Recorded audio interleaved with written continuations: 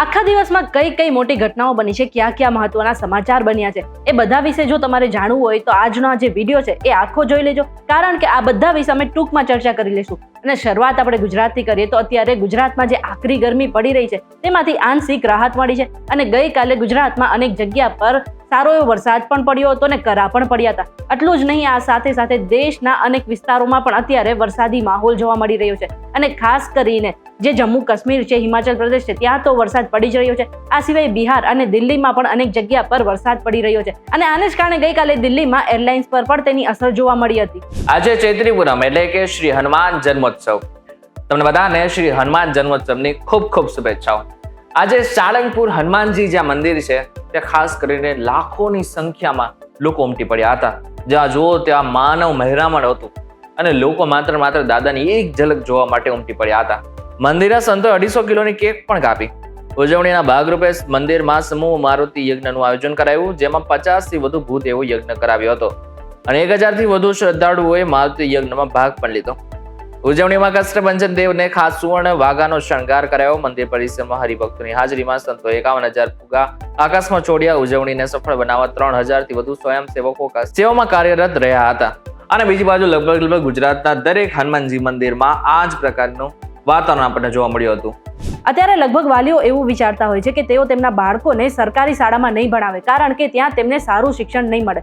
પરંતુ સુરતમાં આનાથી એક વિપરીત કિસ્સો સામે આવ્યો છે, જ્યાં જે વાલીઓ છે પોતાના બાળકોને સરકારી શાળામાં બેસાડવા માટે, એટલે કે સરકારી શાળામાં એડમિશન લેવા માટે લાંબી લાઈનો લગાવી હતી. એવા પણ વિડીયો વાયરલ થયા છે.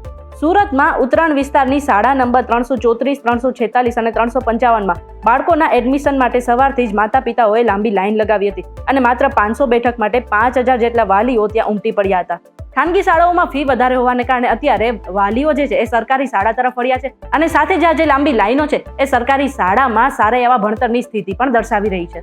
હમણાં સુરતમાં એક ઘટના સામે આવી હતી, જેમાં 118 રત્ન કલાકારોને ઝેરી પાણી પીવાને કારણે તેમને હોસ્પિટલમાં દાખલ કરવાની ફરજ પડી હતી. પરંતુ હવે એનો આરોપી પકડાઈ ગયો છે. આરોપી નિકુંજ મામાની કંપનીમાં જ એડમિનિસ્ટ્રેશન વિભાગમાં નોકરી કરતો હતો. આરોપીના જણાવ્યા મુજબ તેણે મિત્ર પાસેથી 8 લાખ રૂપિયા લીધા હતા અને તે પાછા નહોતો આપી શકે, જેથી તેણે આત્મહત્યા કરી લેવાનો વિચાર આવ્યો. આત્મહત્યા કરવા તેણે દુકાનમાંથી અનાજમાં નાખવાની કીટનાશક જેવી દવાની ખરીદી કરી હતી. ત્યાર પછી કારખાનામાં આવીને પાણીમાં ભેળવીને દવા પીવાનો પ્રયાસ કર્યો હતો, પણ તેની હિંમત ના ચાલી. માટે જે દવા હતી તેને રત્ના કલાકારોના પીવાના પાણીના ફિલ્ટર મશીનમાં નાખી દીધી હતી. હવે નિકુંજ દેવ મરારીએ આપેલું નિવેદન કેટલું સાચું છે તે જાણવા માટે પોલીસે તપાસ હાથ ધરી છે.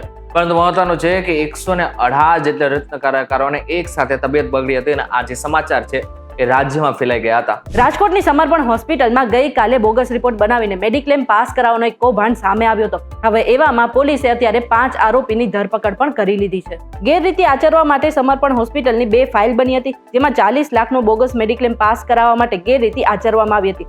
દર્દીએ પેરાલિસિસના નામે બોગસ મેડિક્લેમ પાસ કરાવવા માટે કાવતરું ઘડ્યું હતું અને 40 લાખમાંથી થેરાપિસ્ટ ડોક્ટરને 10 લાખ રૂપિયા મળવાના હતા. અને અત્યારે પોલીસે રિમાન્ડ દરમિયાન આરોપી પાસેથી વધુની જે પૂછપરછ છે એ પણ હાથે ધરી છે.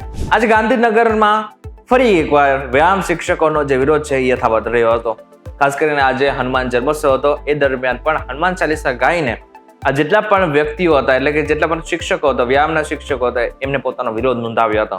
પોલીસે એકઠા થયેલા ઉમેદવારોની અટકાયત પણ કરી. છેલ્લા 27 દિવસથી વ્યાયામ શિક્ષકો આંદોલન કરી રહ્યા છે. કાયમી ભરતીની માંગણી સાથે આ બધા જ ઉમેદવારો પોતાનો વિરોધ નોંધાવી રહ્યા છે અને આંદોલન પણ કરી રહ્યા છે. પરંતુ હવે સરકાર તેમનું ક્યારે સાંભળશે એ કોઈને નથી ખબર. જ્યારે કોઈ યુવક જાહેરમાં યુવતીની છેડતી કરે ત્યારે યુવતીએ શું કરવું જોઈએ? તમે બધા કહેશો કે તેને મેથી પાક ચકાડવો જોઈએ.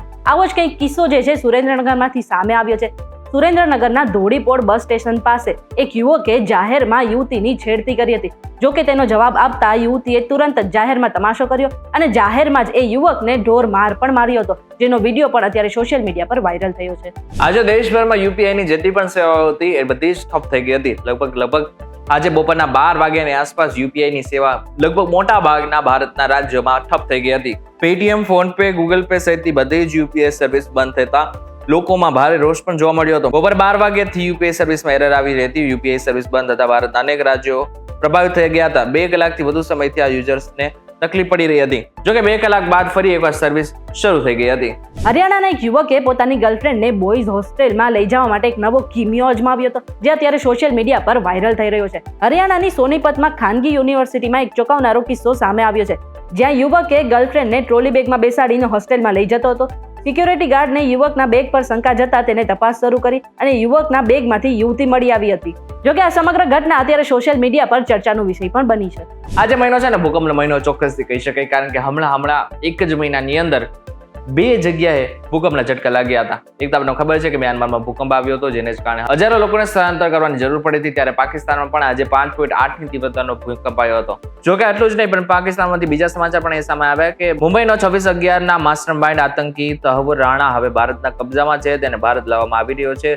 હવે નેશનલ ઇન્ટેલિજન્સ એજન્સી તેની પૂછપરછ કરશે. તે સાથે જ પાકિસ્તાનની ઊંઘ ઉડી ગઈ છે. તેને કહી દીધું છે કે તહવ્વુર રાણા સાથે પાકિસ્તાને કોઈ લેવા દેવા નથી. તે તો કેનેડાનો નાગરિક છે. જોકે પાકિસ્તાન ગમે એટલું ખોટું બોલી લે, પરંતુ બધાને ખબર છે કે તહવ્વુર રાણા છે એના કનેક્શન પાકિસ્તાનમાં કઈ જગ્યા ઉપર છે. ત્યારે આ બાબતને તમે કઈ રીતના જોઈ રહ્યા છો અમને જરા કમેન્ટ કરીને ચોક્કસથી કહેજો. વિડીયો તો કહેજો, તમને કોઈ ઇન્ફોર્મેશન મળી હોય તો વિડીયો લાઈક શેર જરૂરથી કરજો. તથા આવા જ ઇન્ફોર્મેટિવ વિડીયોઝ માટે BTV ડિજિટલ સાથે જોડાયેલા રહેજો.